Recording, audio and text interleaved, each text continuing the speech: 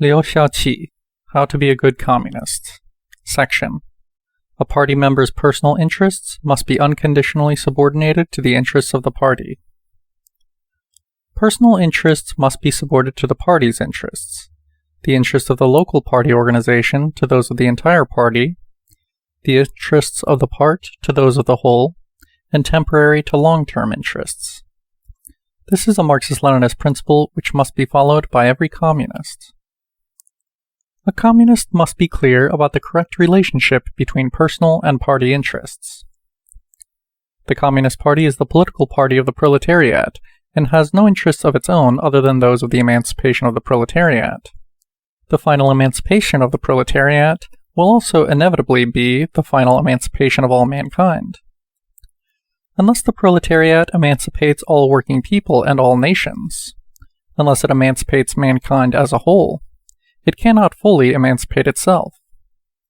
The cause of the emancipation of the proletariat is identical with and inseparable from the cause of the emancipation of all working people, all oppressed nations, and all mankind.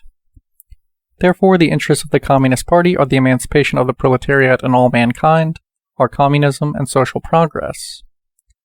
When a party member's personal interests are subordinated to those of the party, they are subordinated to the interests of the emancipation of the class and the nation, and those of communism and social progress.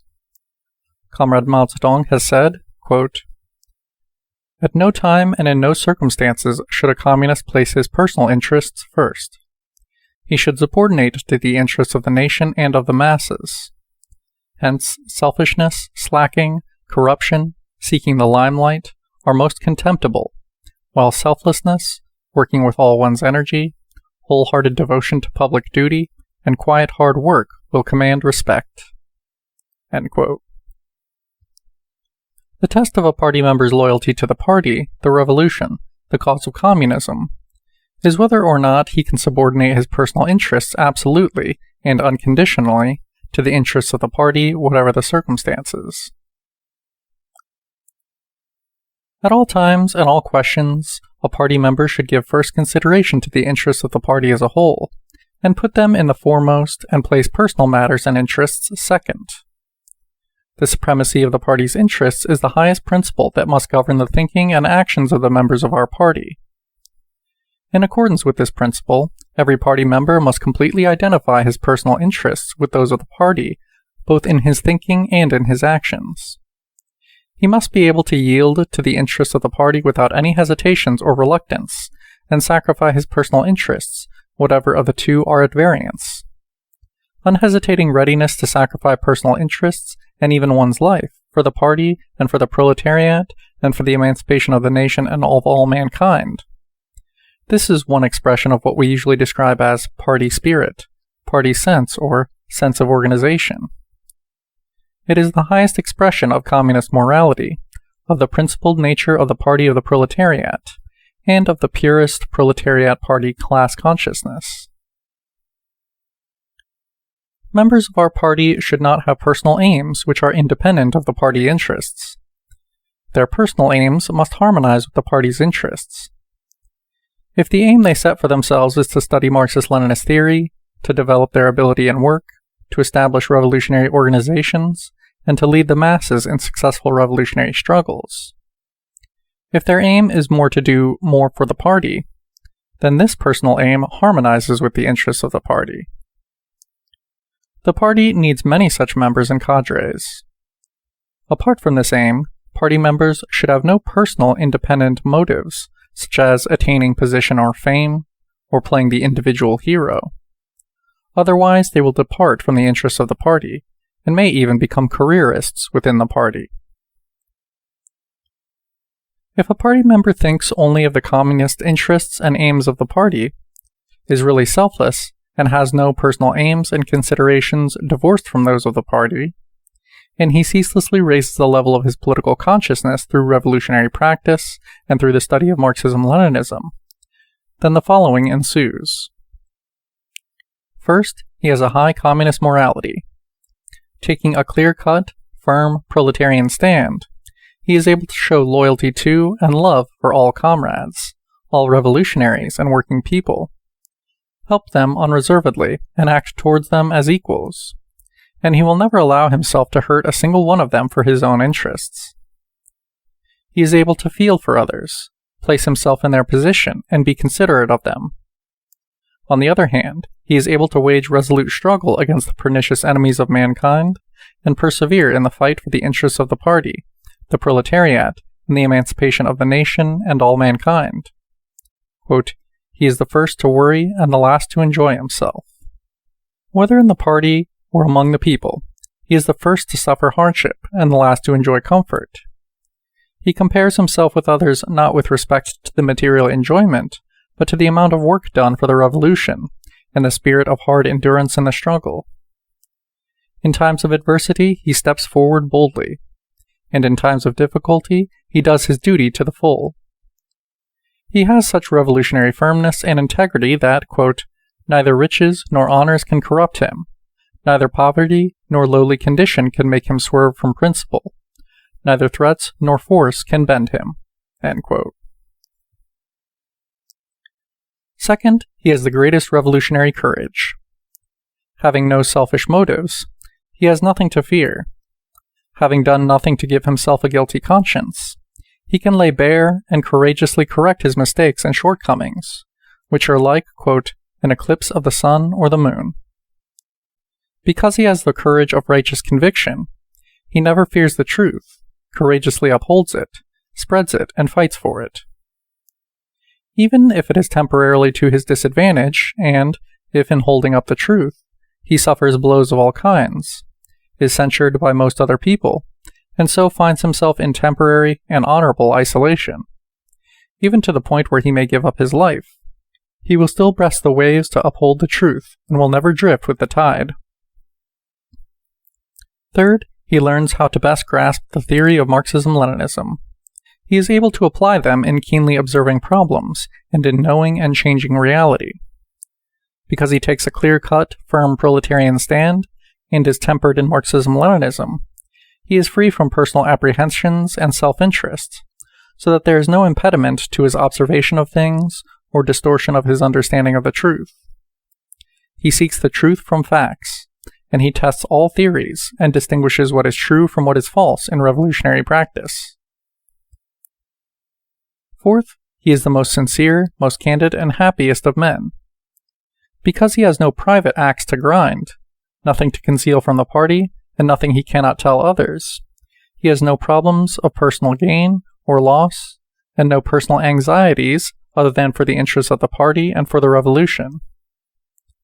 Even when he is working on his own without supervision, and therefore has the opportunity to do something bad, he is just as, quote, watchful over himself as when he is alone, and does not do anything harmful. His work bears examination, and he is not afraid having it checked. He does not fear criticism, and at the same time is able to criticize others with courage and sincerity. Fifth, he has the greatest self-esteem and self-respect.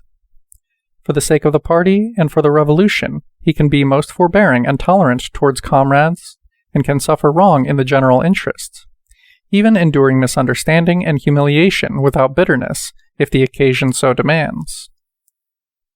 No personal aims lead him to flatter anyone or to desire flattery from others.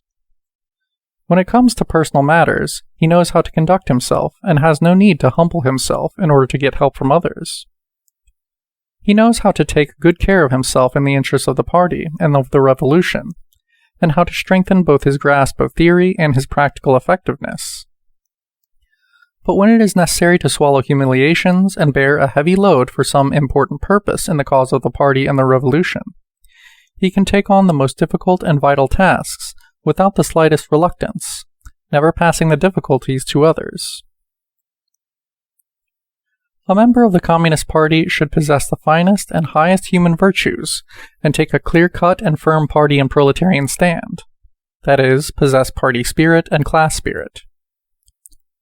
Ours is a fine morality precisely because it is proletarian and communist. It is founded not on the protection of interests of individuals or of the exploiting few, but on those of the great proletariat and the great mass of working people, of the cause of the final emancipation of all mankind, and the liberation of the whole world from the calamities of capitalism, and the building of a happy and beautiful communist world. It is morality founded on the Marxist-Leninist theory of scientific communism. As we communists see it, nothing can be more worthless or indefensible than to sacrifice oneself in the interests of an individual or a small minority. But it is the worthiest and most just thing in the world to sacrifice oneself for the party, for the proletariat, for the emancipation of the nation and all mankind, for social progress, and for the highest interests of the overwhelming majority of the people. Indeed, countless members of the Communist Party have looked death calmly in the face and made the ultimate sacrifice without the slightest hesitation. Most communists consider it a matter of course to die for the sake of the cause, to lay down their lives for justice when that is necessary. This does not stem from any revolutionary fanaticism or hunger for fame, but from their scientific understanding of social development and their deep political consciousness. There is no morality in class society to compare with this high communist morality. The universal morality, which supposedly transcends class, is sheer deceptive nonsense, and in fact a morality designed to protect the interests of the exploiting few. Such a concept of morality is always idealist. It is only we communists who build our morality on the scientific basis of historical materialism and proclaim its purpose to be the protection of the interests of the proletariat in the struggle for the emancipation of itself and all mankind. The Communist Party represents the general and long-range interests of the proletariat and all mankind in their struggle for emancipation. The party's interests are the concentrated expression of this cause. One must never regard the Communist Party as a narrow clique, like the guild perusing the interests of its members. Anyone who does so is no communist. A party member has interests of his own, which may be inconsistent with, or even run counter to the interests of the party in certain circumstances. Should this happen, it is incumbent on him to sacrifice his personal interests, and unconditionally subordinate them to the interests of the party. Under no pretense or excuse may he sacrifice the party's interests by clinging to his own. At all times and in all circumstances, he should fight heart and soul for the party's interests, and for the party's development, regarding every success and victory won by the party and the proletariat as his very own. Every party member should strive to increase his effectiveness and ability in the service of the people. But this must be done in the fight for the advancement, success, and victory of the party's cause, and there must be no striving for individual development divorced from the fight to advance the party's cause. The facts prove that only by complete devotion in the fight for the advancement, success, and victory of the party's cause can a party member heighten his effectiveness and ability, and that he cannot possibly make progress in any other way. Hence, a party member can and must completely merge his personal interests with those of the party. Members of our party are no ordinary people, but the awakened vanguard fighters of the proletariat. They must conscientiously represent the class interests and class ideology of the proletariat. Therefore, their personal interests must never project beyond those of the party and the proletariat. It is all the more necessary for each cadre and leader of the party to be a living embodiment of the general interests of the party, and completely merge his interests completely in their general interests and aims. In present-day China, it is the proletariat that best represents the interests of the national liberation, and therefore our party members must be worthy champions of the interests of the nation as a whole. Members of our party must subordinate personal to party interests, and are required to sacrifice them to party interests if necessary. But this by no means implies that our party does not recognize, or brushes aside, the personal interests of its members, or that it wants to wipe out their individuality. Party members do have their personal problems to attend to, and moreover, they should develop themselves according to their individual inclinations and aptitudes. Therefore, so long as the interests of the party are not violated, a party member can have his private and family life, and develop his individual inclinations and aptitudes. At the same time, the party will use every possibility to help members develop their individual inclinations and aptitudes in conformity with its interests, furnish them with suitable work and working conditions, and commend and reward them. As far as possible, the party will attend to and safeguard its members' essential interests. For example, it will give them the opportunity to study and acquire an education. It will help them cope with health and family problems. And, when necessary, it will even give up some of its work in order to preserve comrades working under the rule of reaction. But all this has no other purpose than overall interests of the party. For the fulfillment of its tasks, the party must ensure that members have the conditions necessary for life, work, and education, so that they can perform their tasks with enthusiasm and without worry. Comrades in responsible party positions must bear all this in mind when they deal with party members' personal problems. To sum up, on his side, each party member should completely submit himself to the interests of the party, and self-sacrificingly devote himself to the public duty. He should forego all personal aims and private considerations which conflict with the party's interests. He should not think of himself all the time, make endless personal demands on the party, or blame the party for not promoting or rewarding him. Whatever the circumstances, he should study hard, try to make progress, be courageous in struggle, and make ceaseless efforts to raise the level of his political consciousness and his understanding of Marxism-Leninism, so as to be able to contribute more to the party and the revolution. On their side, all party organizations and comrades in responsible positions, in dealing with the problems of party members, should see how they work, live, and study, and enable them to work better for the party, ceaselessly develop themselves and raise their level in the course of the revolutionary struggle of the proletariat. In particular, attention should be paid to comrades who are really selfless and who serve the people well. Only so, through combined attention and effort by both sides, can the interests of the party be well served. End of section.